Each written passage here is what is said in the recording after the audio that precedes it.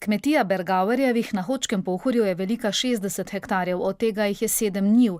Trenutno redijo 30 glav živine, imajo svoje zajetje s kapaciteto 8000 litrov vode, vendar zadnje dneve vidno presiha. Oče pravi, da take suše ne pozna 60 let.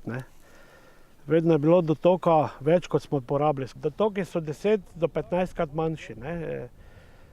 Tu višek te vode, ki nam teče za hišo, tam 3-4 cm, debelina cev je tekla vedno polno, sedaj je samo malo tu in tam.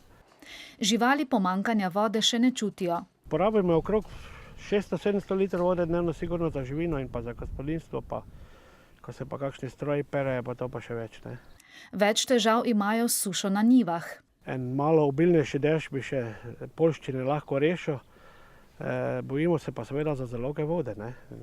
Zaloge vode pa, če ne bo obilnejši padavin, bo katastrofa.